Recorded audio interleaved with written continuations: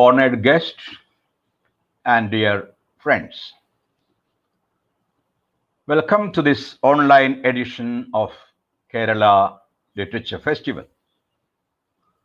The festival, as you very well know, has by now become one of the biggest and most democratic literary festivals in Asia in terms of the number of speakers and sessions and listeners, the diversity of its content, and the variety of subjects covered, bringing intellectual and artistic activity together in a single and unique celebration of creativity. We have already had a huge international poetry festival and quite a few discussions, especially with Malayalam writers, on topics of regional and national relevance. We are happy that today we have a very special guest who is not entirely new to KLF, but always has some exciting new ideas to share. Romila Thapar does not need an introduction anywhere in the world except her very name, that is known to every historiographer, students and teachers of history, and to many lay readers interested in ancient as well as contemporary India. Unlike many academic historians, she has marked her presence not just in historical research, but historiographic methodology, liberal democratic worldview, conscientization of the youth and the public in general, using every available platform from classrooms to public podiums, and the creation of an awareness of history that is interdisciplinary in approach and tends to resist the linear, reductive, and mythologized histories created by hate-driven rulers and vested interests across the country. That is how she marks her place in India's public life as an intellectual committed to fundamental democratic values and objective modes of historical inquiry. In short, she has been a teacher to several generations, including mine, and people like me with some genuine interest in Indian history grew up on her books, along with those of some of her illustrious contemporaries like R. Sharma, Irfan Habib, Sumit Sarkar, Bipin Chandra, and K.N. Panikkar, and her insightful predecessors like D.D. Kosambi. Romila Thapar liberated Indian history from the colonial Orientalist concept of Indology by asking new questions to textual data and by using the findings of archaeology, ethnology, linguistics, numismatics, and now eugenics to comprehend the complex relationship between society, economy, and religion, much like D.D. Kosambi, but with greater objectivity, authenticity, and precision, carefully avoiding mere conjectures. I have no intention of going into her several studies of ancient and medieval India, where she connects her findings to the many anomalies of life and politics in modern India. At times, she looks at the readings of a single text like Kalidasa's Shakuntalam in the West. She has also a study of Ramayana to unveil the ideological understanding of India that underlies its ecstatic reception in the West in the hands of Indologists. Sometimes she examines the many prejudices that impact the interpretation of periods of history like that of the Mauryas or the Mughals. She is keen to decolonize history and to discover the links and exchanges among social, political, and cultural histories that lends a peculiar wholeness to her work taken together. Her books, papers, and the many books edited by her that show how the past, often distorted, takes part in the constructions of the present by the hegemonic forces, together reject the past as the bygone and marks its overwhelming presence in our own lives and worldviews. This concern is central to most of her recent works, like Cultural Past, Essays in Early Indian History, India, historical beginnings and the concept of the Aryan recasting constructs the past before us, historical traditions of early North India, and the past as present, forgetting contemporary identities through history, and finally, Voices of Dissent, and also the beautiful edited book, Which of Us Are Aryans? She has been using history as an instrument of resistance against the communalization of disciplines, institutions, and the society itself. Her refusal to receive the Padma Bhushan as it is a state honor, her battle against the revision of a textbook of history she had authored to suit the interests of the ruling dispensation, and her reconstruction of the tradition of dissent in Indian history stand testimony to her intellectual integrity and democratic commitment to the constitutional freedoms. I have little time to go into her biography, the titles and the themes of all her books, or the scores of honors she has received. Thapar has been a visiting professor at Cornell University, the University of Pennsylvania, and the Collège de France in Paris. She was elected General President of the Indian History Congress in 1983 and a corresponding fellow of the British Academy in 1999. She was elected a member of the American Philosophical Society in 2019 and awarded the Jawaharlal Nehru Fellowship in 1976. Romila Thapar is an honorary fellow at Lady Margaret Hall, Oxford, and the School of Oriental and African Studies, SOAS, University of London. She holds honorary doctorates from the University of Chicago, the National Institute of Oriental Languages and Civilizations, Paris, the University of Oxford, the University of Edinburgh, the University of Kolkata, and the University of Hyderabad. She was elected a foreign honorary member of the American Academy of Arts and Sciences in 2009. He was also elected an honorary fellow of St. Antony's College, Oxford in 2017.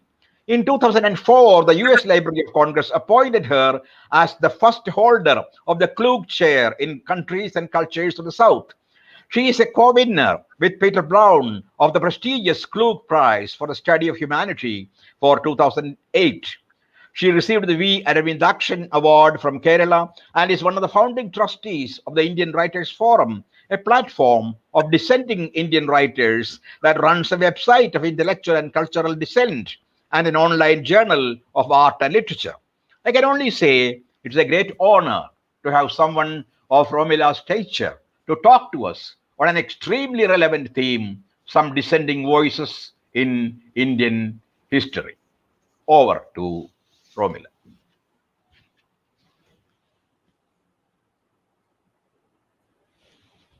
Thank you very much indeed for that very generous introduction, Sachi, if I may call you that, since I know you as that. Let me begin by thanking the organizers of the Kerala Literature Festival for this invitation to speak at the festival. It is indeed, the honor is all mine. It is a privilege for me to have been invited, and I'm very grateful for the invitation and hope that what I say will be of some interest to you. The talk that I'm going to give is based on my recent book, Voices of Dissent, in which I draw on some forms of dissent from the Indian past and link these with the present. In this talk, I shall begin by trying to define what I mean by dissent. I shall then discuss two broad examples of some dissenting ideas from two past traditions. And in the latter part of the talk, I shall refer to a couple of examples that suggest a link between the comprehension of dissent in past times with some of the ways in which it has been expressed in our own times. My interest in the subject is not recent, nor was it roused primarily by increasing attempts to disallow dissenting opinion in many parts of the world today, including our own society. I have been writing on the concept of dissent in pre-modern India, off and on, for the last half century.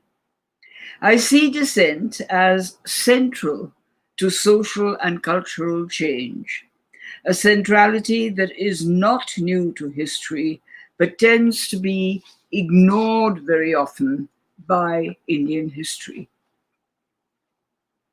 Even the evolving of what we call civilization is a process in which both dissent and consent were exercised in the selection of what is acceptable and what is to be rejected.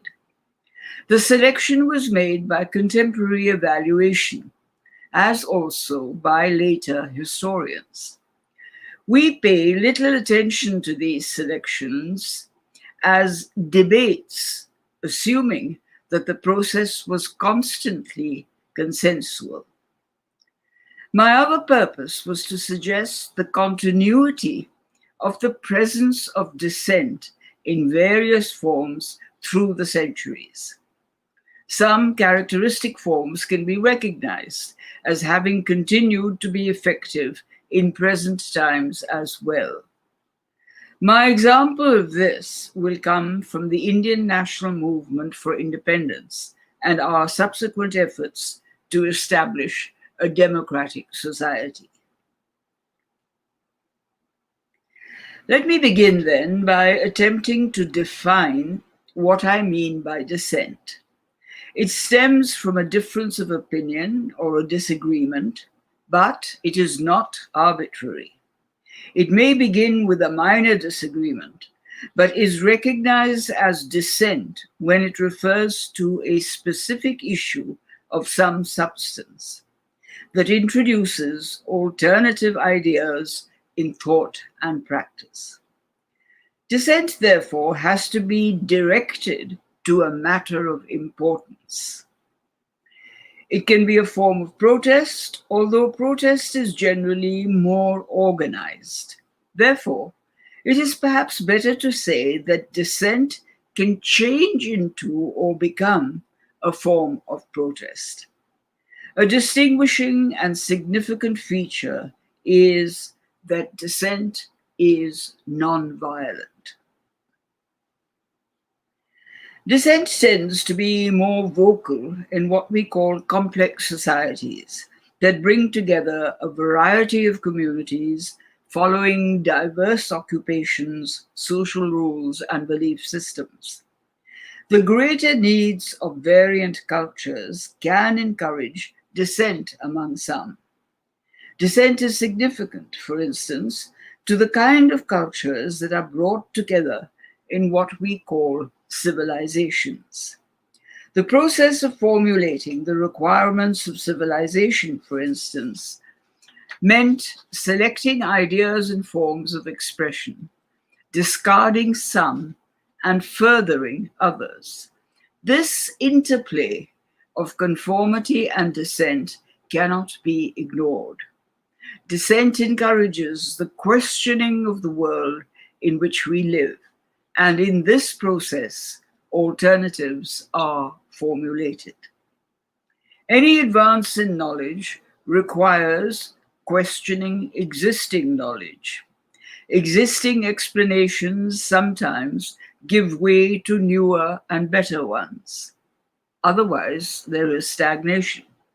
And dissent lies at the root of philosophical discourse, as is stated more than once in Indian philosophical discussion. For example, it is said that when making a statement of some consequence, the first step is to state clearly and at length the views of the opponent disagreeing with the proposed argument, what is referred to as the Purva Paksha. The second step is the refutation of this argument by the proponent, the Pratipaksha. And finally, there is a debate or dialogue on the two views in the hope for a solution, the Siddhanta. This seemingly dialectical method appears to have been practiced in the debates that are referred to as taking place in royal courts, as for instance the debate between the Shaivas and the Buddhists at the court of Harshavardhana of Kanauj in the 7th century AD. What this procedure recognizes is the centrality of dissent and the importance of dialogue in the search for a solution when dissent is registered. My examples of dissent are from the religions of pre-modern India. And this is not because I think that religion is the primary area where dissent is registered. No, but because dissent can be seen with greater clarity in every religion. Every religion has a stream of dissent. Secondly, my concern is not with dissent in theology, but in social theories that religions construct, especially those that attract a following through explaining human existence. The explanations were diverse. In modern times, however, attempts were made to bring all religions, all religious movements in India, other than the Abrahamic, Islam and Christianity, under a single umbrella. They were seen as multiple manifestations of the same religious doctrine with few dissenting opinions. This is least helpful in understanding them, as not all of them conform and many seriously disagree. Recognizing the disagreement makes them more visible. And in the study of Indian religion, it is often the diverse sects of each of the religions that give direction to them, rather than any monolithic unities that we ascribe to them. Religious institutions reflect social values and activity. Apart from monasteries and nunneries that are distinct from society, there are institutions such as places of worship or schools of learning that contribute substantially to the actions and ethics of a society. The intersection of religious ideas and social activities often led to dissenting opinions and the breaking away of a group, giving rise to a separate sect. An example of this was the debate in one of the early Buddhist councils, subsequent to the death of the Buddha, on whether or not the Sangha should permit monks to accept monetary donations, a very important decision. The multiple sects that sprout around every religion can be expressions of deviance or dissent, or modifications of existing forms. A sect finds its place somewhere along the spectrum. This is a different pattern from a single monotheism unified by creed and catechism. This pluralism in India is characteristic of Indian religions and may well relate to the Indian social structure. Let me illustrate what I'm saying with a couple of examples where dissent has been crucial to the form taken by religions. An early articulation of this was in what began as a parallel movement, but dissented sufficiently from established religion. Vedic Brahmanism was the dominant religious presence in the earlier part of the first millennium BC. Multiple gods were worshipped, not with icons, but through elaborate sacrificial rituals that consumed much of the wealth produced. Its ethics drew on the belief in the reincarnation of the individual soul and what was to become the theory of karma.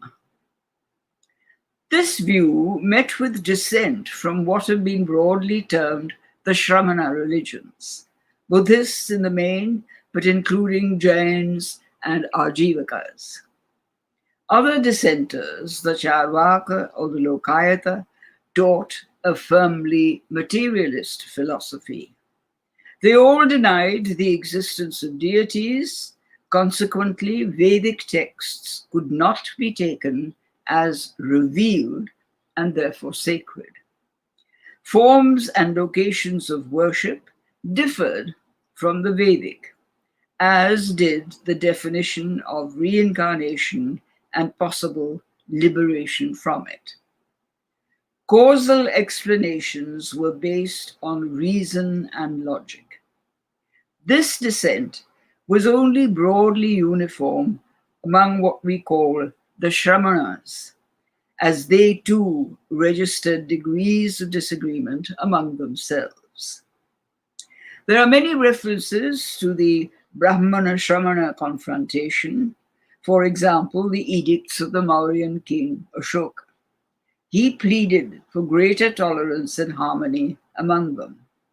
And the period from the Mauryas to the Guptas is one in which the competition between the two is apparent. And it is only in the post-Gupta period that Brahmanism emerges triumphant. Brahmanical writing refers to these dissenters as Nastika, non-believers, sometimes even viewed as heretics. The term continued to be used for them in Sanskrit texts as late as the 16th century AD. The grammarian Patanjali compares hostility between Brahmins and Shramanas to that between the snake and the mongoose. The term Nastika was not confined to the Shramanas. It was extended to include all non-believers. Thus, in a reference from a 16th century AD text, Nastikas, non-believers, included the Turushkas, literally Turks, as applied to people from Central Asia and later to Muslims. This, of course, brings to mind the Islamic term kafir.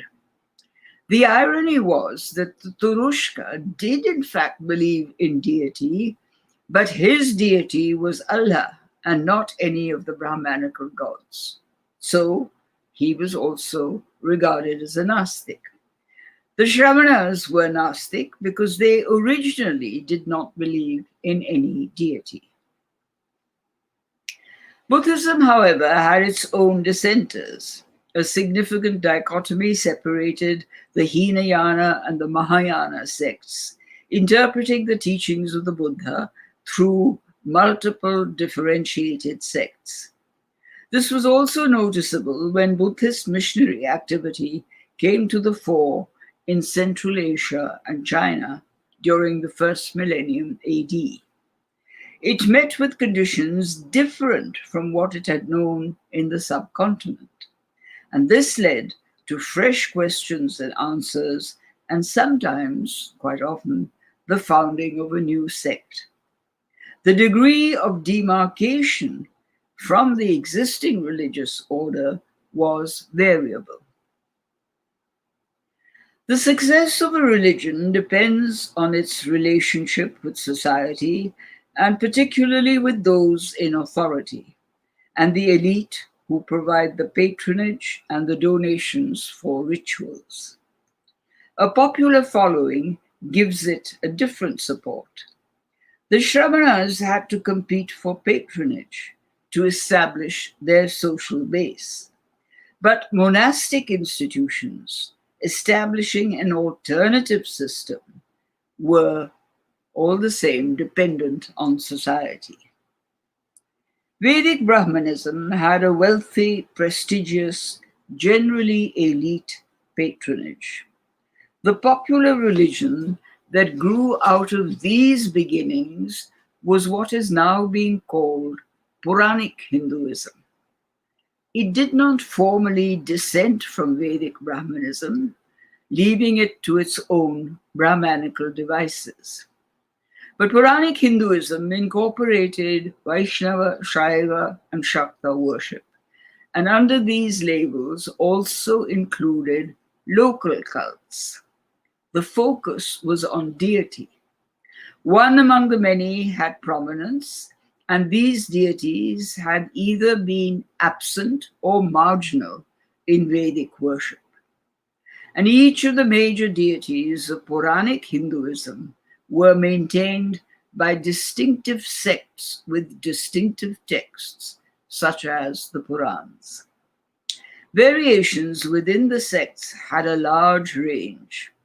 Origins, myths, and rituals were recorded irrespective of whether deities were old or even very recent. Like most religions, Puranic Hinduism had both a gentle side with close human manifestations of deities that the worshipper was comfortable with, as also the more wrathful, angry manifestation of deities. In some forms, they became icons of love, devotion, and compassion, the emotions that guided their worship. One might ask whether this emphasis also drew from the Shramana tradition with little emphasis on deity, as well as the Bhakti tradition, which endorsed this gentler side. Hindu institutions were parallel to, but different from, those of the Shramanas. Temples replaced chaityas, Buddhist chaityas, sometimes literally, and often became places of pilgrimage, thereby attracting commercial activities as well as all places of pilgrimage do. Icons of the deities were introduced with elaborate rituals, some invented afresh.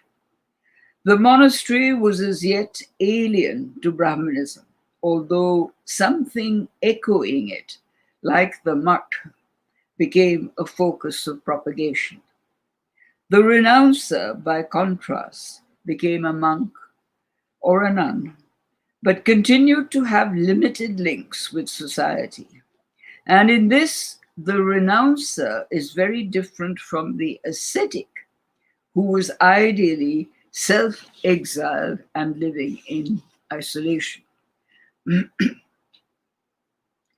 Renunciation was central to Shamanism, being the path to nirvana. It involved dissent from Brahmanical teaching, opting out of social obligations, and adopting an alternative monastic lifestyle focusing on self-liberation. However, it was not self-isolation, since contact with society was necessary. The monk had to collect his food as alms from people in the vicinity, and his concern about their well-being was required by the teaching. Violence was disallowed. It can be seen as a reciprocal relationship, new and different from what had existed earlier. The ideal, the symbol, the practice of renunciation was implicit in the image of what came to be called the man who heals, performs miracles, meditates, and is helpful in misfortune. In fact, the man whom we today call the holy man. He is not the priest. He lives distanced from society, but wanders through villages and towns. As an icon, this choice of being a holy man could be used effectively, but it can also be abused in giving direction to a community, as often happens. People, after all, are gullible. The later incoming religions brought new ideas. These could either create dissent or be amalgamated into new practices and beliefs. The mixing and the merging of new religious ideas takes shape, for instance, with the coming of various forms of Islam. We refer to this event as starting with the Arabs invading Sindh in the 8th century AD. But in fact, their more effective and long-lasting entry was as traders all down the west coast of India from Gujarat to Kerala. The religious mix that emerged took the form of new socio-religious sects, in origin drawing from Puranic Hinduism and Islam, but not conforming to either, and evolving independently. Sects such as the Bohras, Khojas, the Mapilas, the Nawaites, and such like. The entry of Turks, Afghans, and Mughals into northwestern India followed from the familiarity that Central Asia had had with northern India. This was through continuing migrations from early times, lots of people coming in and settling in northern India especially, and commercial exchange going on from Kushan times onwards, what was sometimes called the silk trade, sometimes the horse trade, and such like. The Central Asian presence was intensified at historical moments through invasion, but it was actually more firmly established with migration and settlement. These are the two aspects that we need to study much more carefully right through the subcontinent. Various schools of Sufi sects spread their version of Islam with their diverse ideas and practices, dissenting from or borrowing from existing religions in India. One of the most interesting examples of this were the exchanges between the Nath Yogis and the Sufis in the Punjab. This is one explanation as to why the proponents of Krishna Bhakti, especially in northern India, devotion to the deity Krishna, the incarnation of Vishnu, were not only devotees such as Vallabhacharya and Surdas, but also came from well-placed Muslim families. Sayyid Ibrahim Khan, or Ras Khan, and Abdul Rahim Khanan, or Rahim, are among those who composed dohas, couplets in Hindi, in praise of Krishna and Radha. And these verses are still sung as parts of the Hindustani classical music. Such devotees were interestingly treated as dissenters by both the proponents of the established religions, by the Qazis, the Mullahs, the Maulavis, and so on, as well as by the Pandits and the Brahmins. Bhakti, as a form of religion, had multiple nuclei all over the subcontinent. Their verses were devotional, and by implication were often social comments.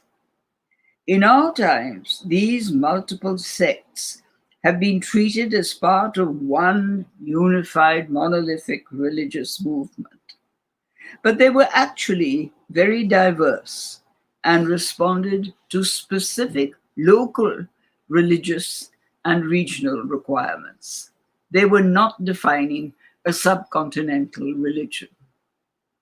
The diversity and the dissent is apparent. Each Bhakti Sant, I don't like the term saint, I prefer the original term Sant, so I shall be using that. Each Bhakti Sant worshipped one deity of his or her own choice, in his or her own way, with or without rituals, and often simply through songs, hymns, and narratives in the local language. There was, therefore, an obvious diversity geared to the local region, although there were a few broad similarities. Deities differed, or the same one was worshipped, but in another kind of way, and of course in another language. So the nuances were not the same. Why was there a difference? Generally, little or no mention of other bhakts from distant places is made. Neither Kabir nor Meera, for example, mention the Alvars and the Nayanars of the Tamil-speaking region. For some sants, the worship of the deity was paramount. For others, it was the message of social equality which was implicit in their devotion. Thus, the great poet Ravidas describes his utopia not as a distant paradise, but as the imagined city of Behrampura, the city where there is no sorrow, Behram, because the social equality of all prevails and prevents people from being sorrowful. Social equality is also asserted in the ritual of organized pilgrimages among many sects. Those congregating in devotion are all treated as of equal status. This breaks two of the fundamental rules of caste. They eat together, and there is no prohibition on touching. For the period of pilgrimage, the rules of the Dharmashastras do not apply. Even in those religions that preached the equality of all in the eyes of God, social difference was marked and treated as necessary. The separation between acceptable castes and the lower castes as unacceptable, as untouchables, was, in practice, universal. Places of worship or areas within the normal places were demarcated and segregated. We need to inquire into the forms of dissent that the excluded castes may have adopted, although they did not openly do so. Dissent was always present. The Purans continue to treat the Nastikas and the Shramanas, the red-robed ones as they call them, with hostility. The Bhakti tradition incorporates dissent in different measures. The interesting question is, when and how, in each instance, did orthodoxy come to accept or to reject the teaching of the different Bhakti sants, and why? In the second millennium AD, manifestations of Bhakti surfaced in different regions. And as long as patronage was available for maintaining temples, mutts, agraharams, mosques, madrasas, dissent was marginal to the orthodox. But when patronage began to shift to the Bhakti and Sufi teachers, then the Brahmins and the ulemas and the imams would have been anxious about their own future. Patronage created an almost predictable dichotomy. Wealthy patrons, royalty, landowners, traders, and such like contributed to the wherewithal for building the institutions for established sects. But when the following of dissenting sects increased, either through their teaching or the belief in their miraculous powers, then their evident popularity would have attracted political authority. Politics brought in further patronage or, alternatively, disapproval. The dargahs and the khanqahs of the Sufis and the Bhakti cult centers such as Pandharpur and Vrindavan flourished. Those that had no patronage lacked institutions, but slowly became part of what we call today the collective memory. Let me repeat then that dissent was always present as an undercurrent in the ideas and movements associated with many aspects of life. Barring the orthodox, religion at all social levels was malleable and adjusted, either visibly or invisibly, to social and political change, as is evident from the histories of most sects. There is, for instance, much mutation and reformulation of the religions in colonial times. The presence of dissent needs greater recognition, especially in times of historical change. What have been called socio-religious reform movements of the 19th century, the Brahmo Samaj, Arya Samaj, Prarthana Samaj, and such like, were inevitably imprinted with some colonial ideas. They questioned Brahman orthodoxy, but with the intention of suggesting reform rather than any heterodox replacement. The Arya Samaj, for instance, reconstructed Vedic society as a utopia and propagated returning to Vedic values and practices. Calls for returning to tradition often draw on a virtually invented tradition in accord with the ideological and social needs of present times.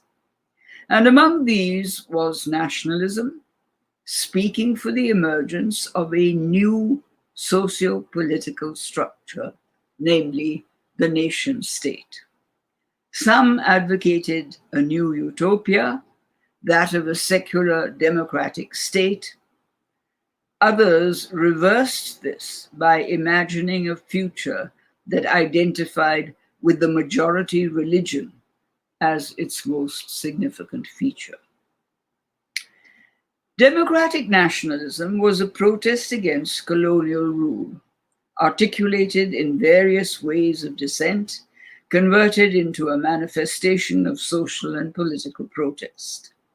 The form it took in the early 20th century was seemingly new to the anti-colonial secular national movement for independence.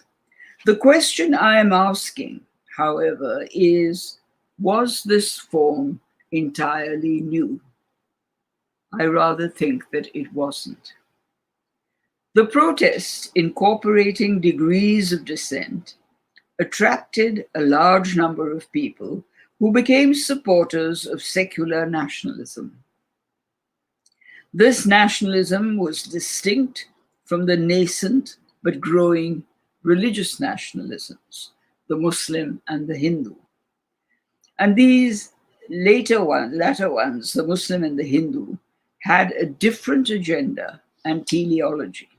Their intention was to establish religious majoritarian states, the Islamic as Pakistan, and the possibly now imminent Hindu Rashtra. These two religious nationalisms took their cue from the colonial understanding of Indian history and consequently did not confront colonial power. Religious nationalism, by its very premise, cannot accommodate democracy.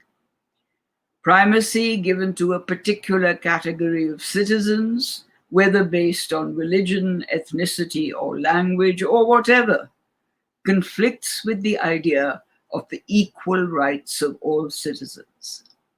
Religious nationalism and democracy are inevitably in conflict.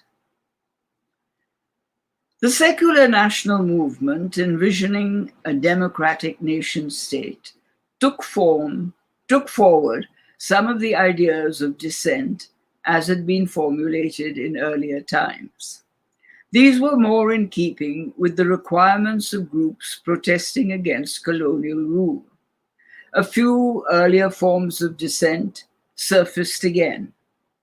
Among them were two that were adopted by Gandhi as among his forms of protest. They were adopted and adapted. One was the dharna, and the other was what he called satyagraha. His awareness of deliberately adapting earlier forms of dissent and protest is being researched. Mine is just a hint a possible glance in that direction. And what I am arguing in this discussion of dissent is, in early India, is that we should look more closely at the links between the past and the present. One among the many reasons for the success of these two forms of protest, and particularly satyagraha, in the 20th century, may have been that the Indian people were familiar with these forms as a recognized articulation of dissent. They were not entirely unknown forms of dissent. Let's see where they existed. Dharna was known and practiced in some of the smaller kingdoms, especially in parts of Western India. Dissatisfied subjects would express their disagreement with the ruler through a dharna. This involved convincing the bard, the epic poet, the Charan or Bhatt as he is called, convincing him that the popular dissatisfaction was justified. If he was convinced, the bard would then place himself at the threshold of the palace and declare that he would undergo a fast unto death until the ruler reconsidered his decision. Why was the bard so important? We today pay little attention to such figures as players in historical drama. The bard maintained the genealogy and narrative of the ruling family. This legitimized dynastic claims to high status. The genealogy was often the skeleton of the royal narrative. The bard maintained his independence by not becoming an officer of the state. In other words, he was the independent legitimizer of power.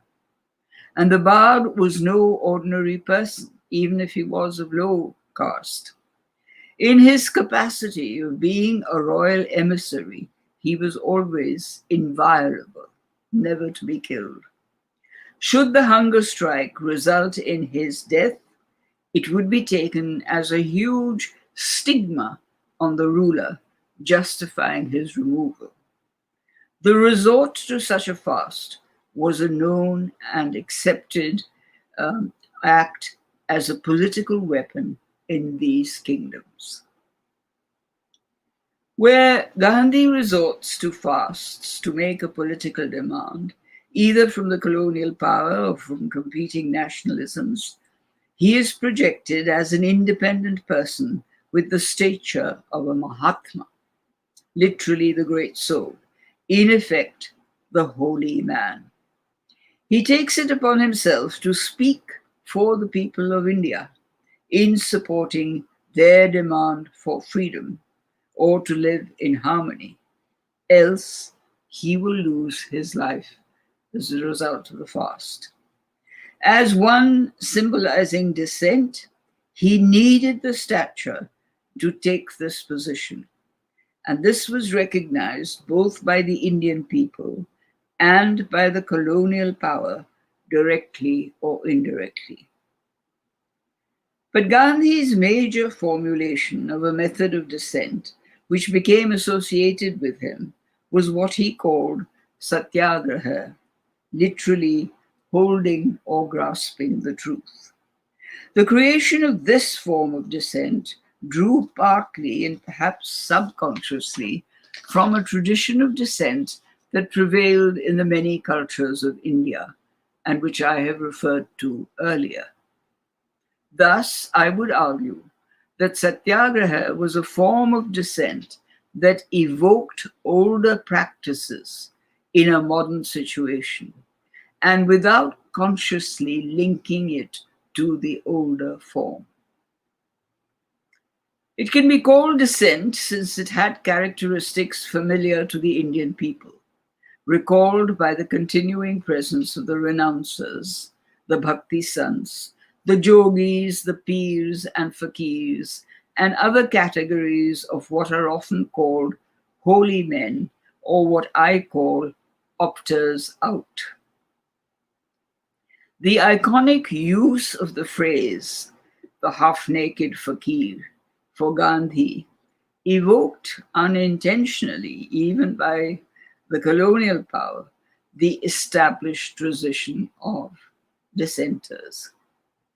All of the latter claimed the right to deny their consent to what existed, if they so wished. These characteristics are evident. Dissent is not just disagreement. Its intention has an objective. The objective in South Africa was not identical with the later one in India. Nevertheless, dissent is directed towards political and social change and towards ensuring the well-being of everyone. This makes it reminiscent of the aims of the earlier dissenters, the Shramanas and the Bhakti Sants. It does not merely advocate a return to a vague fantasy of a golden age. It defines that age, even if it defines it differently. Excuse me. Non-violence is a marked component, hence its description as passive resistance and civil disobedience. It endorses a dialogue between opposite opinions in order to arrive at a solution, reminiscent of the method suggested in early times for solving opposing arguments. It speaks to and includes all and every citizen of a nation, men and women. It is specifically not majoritarian, and implicit in its thinking is the need for the foundation of the society to be democratic. It is irrespective of religion, of caste, or of status. Women are encouraged to participate. The presence of women is particularly striking, as indeed it was in the earlier movements of dissent.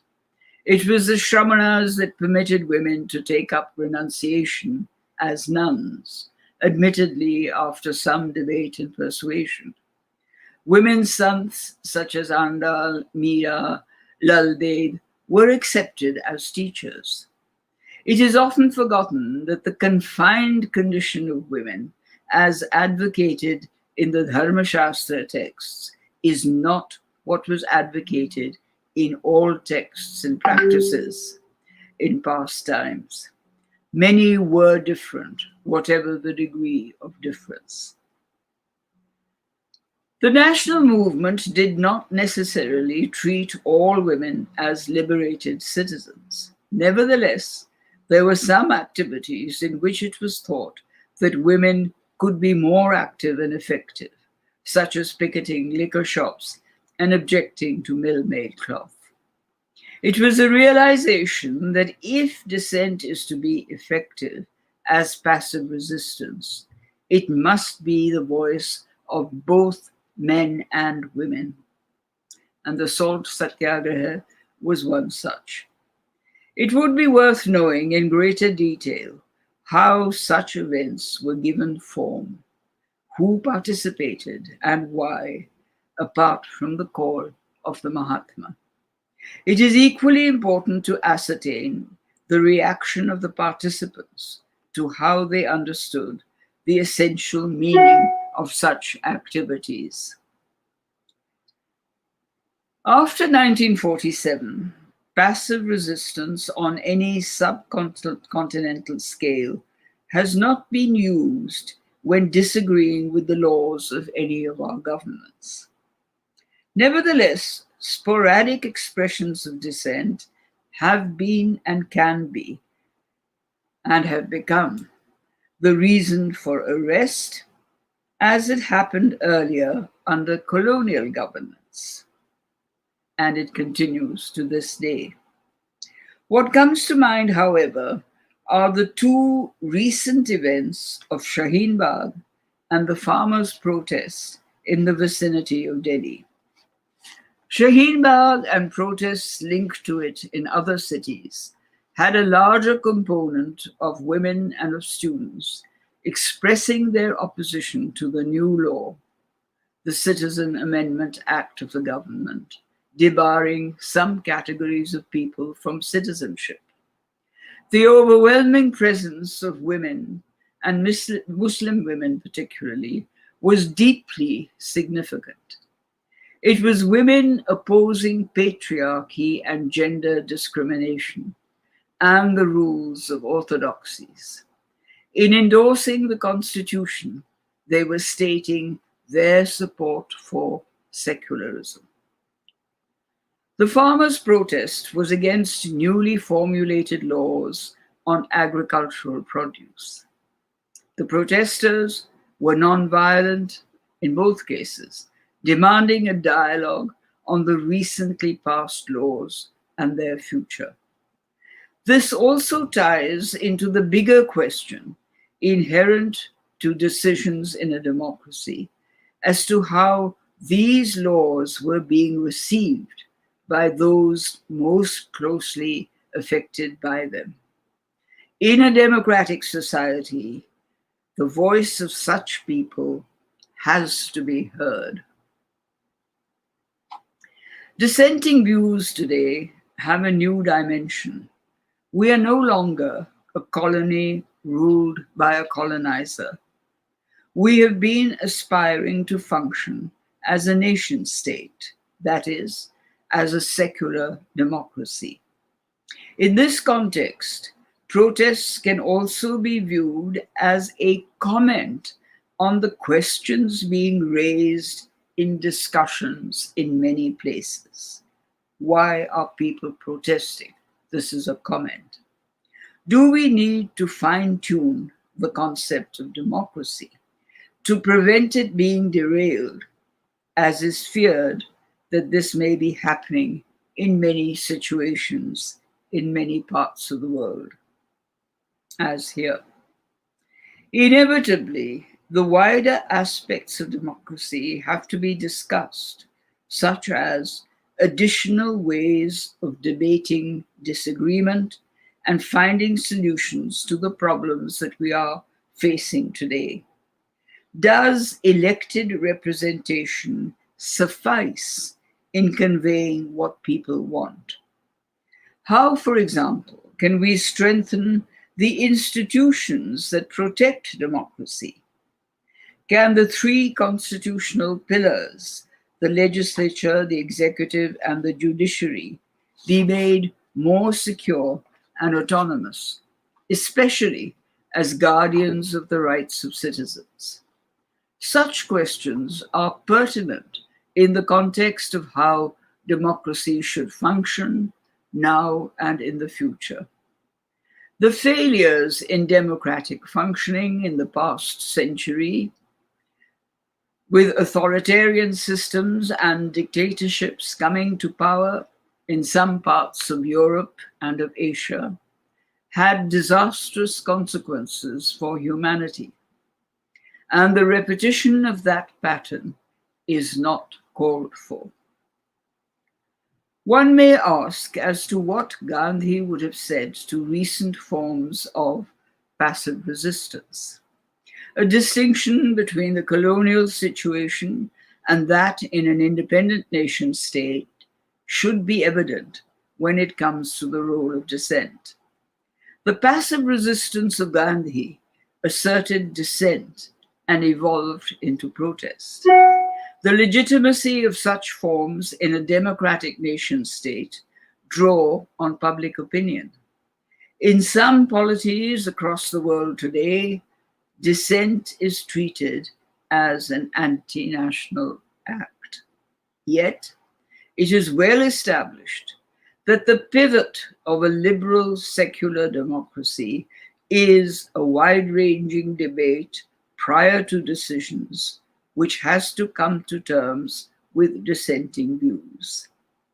Let me repeat what our philosophy from the past maintains, that there can be no Siddhanta solution if the views of the Purva Paksha, the opponent, are silenced by the Pratipaksha, the proponent. The articulation of the dialogue and debate between the two is absolutely essential. It is imperative that we understand the historical centrality of dissent. It was and is essential to the formulating of cultures and to establishing democratic forms and norms. We have to recognize the inevitability of dissent in the events that shaped our history and that are now shaping the present. Thank you.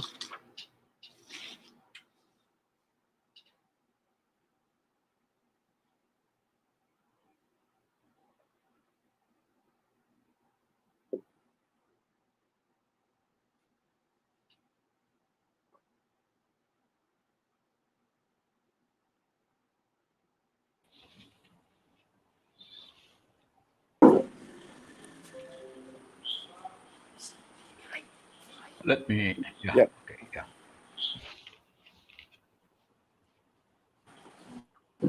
Good evening. It's a rare privilege to talk some dissenting voices in Indian history. We are happy to launch the Malayalam translation by her, past is present, and Voices of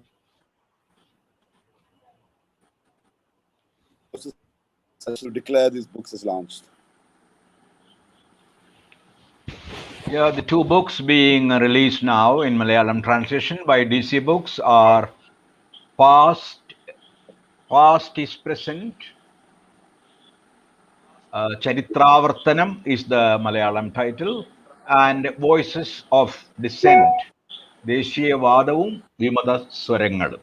Well, these are two of the most recent and most relevant works of Romila Thapar, and I'm sure these books are going to contribute a lot to the debates which are going to happen particularly in Kerala, because these are in Malayalam translation, and I wish to congratulate DC Books on having got these books translated and published at a time when the arguments put forth by them are extremely contextually relevant.